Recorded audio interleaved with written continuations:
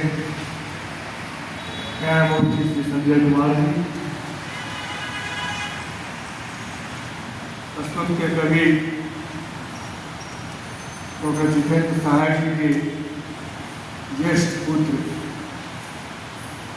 जो भारतीय प्रौद्योगिकी संस्थान रुड़की में प्राध्यापक हैं,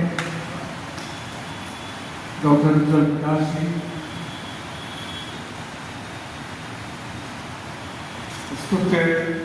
लेखक डॉक्टर सुरेंद्र शाह चौहान जी के सुपुत्र, जो दूरदर्शन में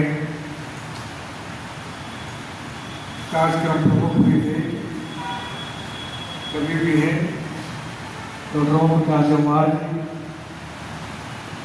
वरिष्ठ कवि डॉक्टर किशोर जी, कवयित्री विद्यानाथ चौधरी जी, कुमार अनुपम जी, आयोजन के संचालक परमानंद जी पांडे जी और त्रिगाम में प्रतिष्ठित आप सभी विदुषी देवियों और विद्वान सज्जन,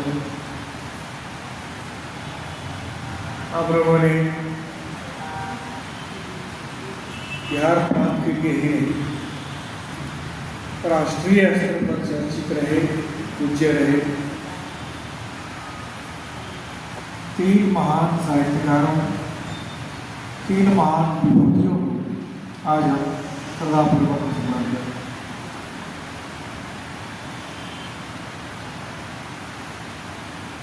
डॉक्टर जितेंद्र सहाय जी, जैसा कि आप लोगों ने सुना, एक बहुत बड़े सर्जन तो थे, उतने ही बड़े सर्जन, और यह मेरे लिए प्रसन्नता का विषय है कि जब मैं बिहार हिंदी साहित्य सम्मेलन का अध्यक्ष हुआ, उसके पूर्व हम दोनों एक साथ उपाध्यक्ष के लिए आए। तो इस प्रकार उनके साथ बिहार हिंदी साहित्य सम्मेलन की सेवा करने का मुझे अवसर हुआ, और मेरे प्रति बड़ा ही स्नेह भाव रखते थे, भाव देते। एक विषय पर हम दोनों में तकरार हुआ। मैं कहता था कवि के लिए कोमल भाव का होना जरूरी, और जब मैं ये कहता था अपने व्याख्यान में ये कहते थे कि नहीं, विवेकवाद होना भी जरूरी, विवेकवाद। कोमल भाव से केवल कार्य नहीं चलेगा, केवल प्रेम पार्टी लिखने के बाद नहीं बनेगी, उसमें जीवन की सच्चाई और कठोरता भी है तो आनी चाहिए, प्रतिकार के शब्द आते हैं। डॉक्टर साहब, जैसा कि साहब ने भी कहा, बहुत ही विनम्र और मृदु भाषा है, कभी भी उखड़ करके उसको बोलना कहते हैं। क्रोध में कभी देखा नहीं, कभी बच्चे कहीं देखे होंगे तो मुझे पता है। और ठीक कह रहे थे मेहता जी, साहित्यकारों के वो निश्चित किए हुए निर्धारित विषय, किसी भी साहित्यकार को कोई समस्या हो, चाहे समस्या कोई भी,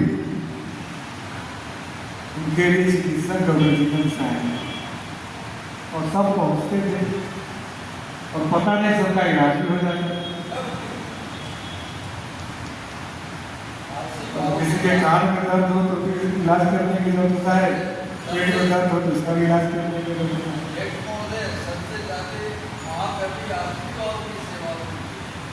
हाँ, वो सारे लोग इस समय में इतने बड़े कवि साहित्यकार थे, अभिन्न हो सके। और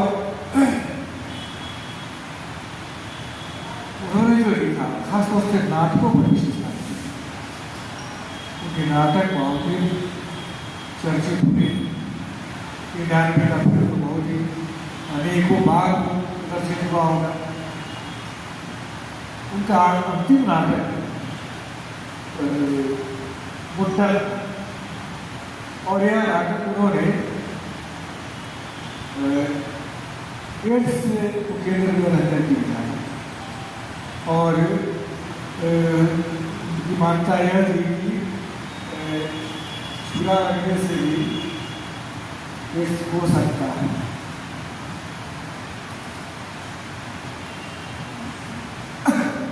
तो नाटक पूरी हो गई, पुस्तक छप कर गया है। उसके लोकार्पण समारोह में जो मैं था, उनका आग्रह था कि मुट्ठल का प्रस्तुति, प्रथम प्रस्तुति बिहार हिंदी साहित्य सम्मेलन में हो और उसका प्रायोजन मैं अवश्य होगा। तो एक प्रकार से मेरे व्यय भार से उस मुट्ठल का पूरा आयोजन हुआ। यही रिहर्सल होते थे और यही प्रस्तुति हुई। बहुत अच्छी प्रस्तुति रही है। बाद में इसकी प्रस्तुतियाँ अनेक बार होती। तो जैसा कि मैंने कहा कि वो बड़े सर्जक थे, लेकिन उससे कम सर्जक नहीं थे, बड़े सर्जक थे। और इस तरह से उन्होंने चिकित्सा जगत की भी और साहित्य जगत की और एक प्रकार से अथवा कहें अनेक प्रकार से समाज की सेवा करेगी, जिसमें कला संगीत साहित्य और उनका घर जब तक वो जीवित रहे नशे की कला का एक केंद्र रहा। कलाकार साहित्यकार वहाँ उपस्थित होते रहे और वहाँ से बात कर सकता, कोई श्रद्धा से तर्पण देता। और जब बात को जब समझ होता तो